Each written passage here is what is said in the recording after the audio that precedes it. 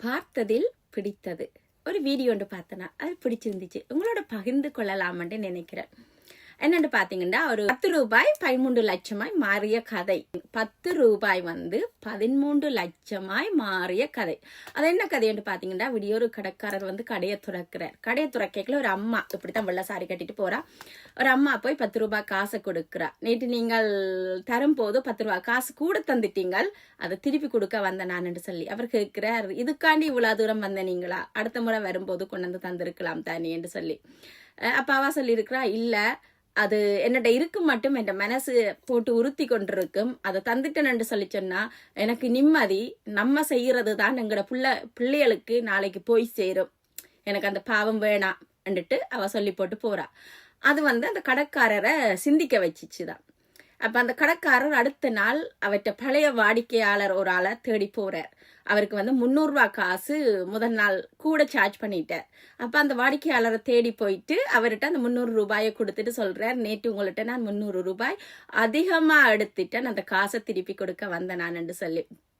அப்ப அவர் கேட்கிறார், இப்ப என்ன அவசரம், நீங்கள் அடுத்த மாசம் வரும்போது கொண்டாந்து தந்திருக்கலாம் தானே என்று சொல்ல, இல்ல அடுத்த மாசம் நாளை என்ன நடக்குது எங்களுக்கு சொல்லி எங்களுக்கு தெரியாது, நிரந்தரம் இல்லாத நாளை என்ன நடக்குதுன்னு தெரியாது, நான் செய்யறது சிறிய தவறு நாளைக்கு எந்த பிள்ளைகளுக்கு போய் சேரக்கூடாது, அதனால நான் இன்றைக்கே தந்துட்டு போகேன்னு சொல்லி வந்த நான் என்று சொல்லி அதை கொடுத்துட்டு போயிருக்கிறேன்.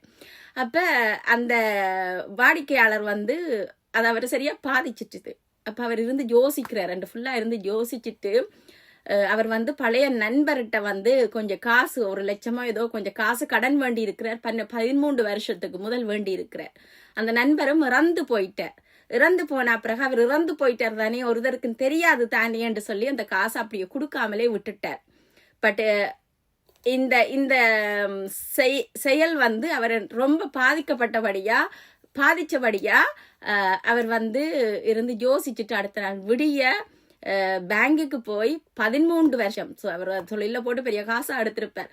13 லட்சம் காசு எடுத்துக்கொண்டு அந்த நண்பரின் மனைவியை தேடி போறார். மனைவியை தேடி போய், உங்களோட கணவரிடம் 13 வருஷத்துக்கு முதல் நான் 1 லட்சம் காசு வேண்டினான், அதை திருப்பி கொடுக்கறதுக்காண்டி வந்த நான் என்று சொல்லி 13 லட்சத்தை கொடுக்கிறார்.